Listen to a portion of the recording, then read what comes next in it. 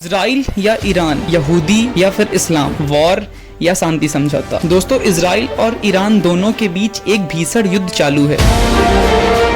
दुनिया के बड़े बड़े देश इस वॉर को लेकर अपनी अपनी राय दे रहे हैं। दोस्तों, मैं हूं फिल्मिस्तान, जो है असल पहचान। इजराइल जो एक यहूदी धर्म का देश है, जिसमें 73% तक यहूदी, 18% तक मुस्लिम और 1% तक ईसाई और ड्रूज धर्म के लोग रहते हैं। कुछ लोग एडोल्फ हिटलर को भी यहूदी का दुश्मन मानते थे, जबकि वो एक ईसाई था। एडोल्फ हिटलर ने सन 1933 से 1945 के बीच लगभग 60 लाख यहूदियों को मार डाला। ये नरसंहार यूरोप में यहूदियों के लिए भयावह तबाही थी। इस कारण सारे यहूदी फिलिस्तीन, अब इजराइल को कहा जाता है, आ गए थे। सन 1930 में नाजी पार्टी और यहूदी संगठनों के बीच हावरा एग्रीमेंट साइन हुआ, जिसमें यहूदी अपना अलग देश बना सकते हैं। पर हिटलर और नाजी पार्टी ने शांति को त्याग कर नरसंहार का रास्ता चुना। हिटलर का उद्देश्य ज्यूस यानी कि यहूदी को जड़ से खत्म कर देना था। तब हॉलोकॉस्ट के योगदान से इजराइल 14 मई 1948 को स्वतंत्र राष्ट्र बन गया था। हम वापस अपने टॉपिक में आते हैं। 1979 की इस्लामिक क्रांति ईरान को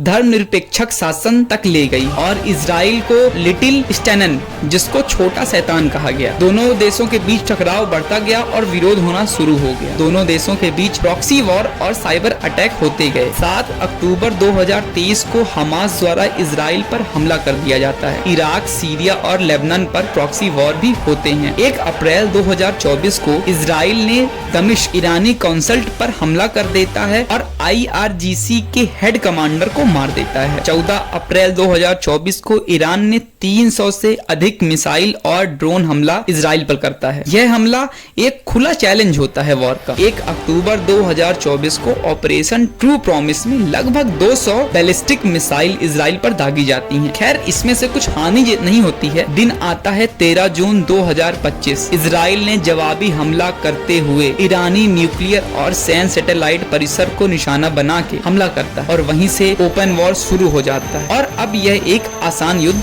बन चुका है। इजराइल को ईरान का सबसे बड़ा खतरा इसलिए माना जाता है क्योंकि ईरान के पास सैन्य और क्लियर संभावनाएं हैं और वह हिजबुल्लाह, हमास जैसे संगठनों का समर्थन करता रहा है। दोनों देशों के बीच वर्षों से शैडो और औपचारिक संघर्ष हुए, जिसमें साइबर हमले, जासूसी हत्याएं, प्रॉक्सी ग्रुप जैसे माध्यम की लड़ाइयां शामिल हुई। 13 जून 2025 को इजराइल ने ईरान के कई स्थानों पर एयर स्ट्राइक की, जिसमें प्रमुख रूप से तेहरान, नतांज, इस्फहान और कई सैन्य और वैज्ञानिक केंद्र शामिल थे। इस हमले में ईरान की शीर्ष सैन्य कमान, IRGC के अधिकारी और कुछ मुख्य वैज्ञानिक भी मारे गए। ईरान ने इस हमले के जवाब में 100 से अधिक मिसाइल और ड्रोन भेजे, जिसमें से इजराइल की एयर डिफेंस सिस्टम ने ज्यादातर को रोक दी, लेकिन कुछ मिसाइल टेल अवशेषों से इजराइल में नुकसान भी हुआ। इसमें ईरान समर्थित हौथी भी शामिल रहे, जिन्होंने रेड सी में हमला भी किया था। यह युद्ध अब प्रॉक्सी लड़ाई का वास्तविक रूप ले चुका है। प्रत्येक पक्ष ने सामरिक अधिकारों पर दस्तक दी है। अब यह युद्ध मामला बन चुका है। ईरान में लगभग 600 से अधिक नागरिक और अन्य लगभग 1300 से अधिक लोग घायल बताए जा रहे हैं। इजराइल में मृतकों की संख्या 24, घायल 2000 से अधिक है। यूरोपीय और अमेरिकी मध्यस्थता की कोशिश भी चल रही है, लेकिन सैन्य साधन और राजनीतिक संकेतों में अंतर अत्यधिक नहीं है। इस संघर्ष में लेबनान, सीरिया, इराक, यमन जैसे क्षेत्र भी शामिल हैं। हरमज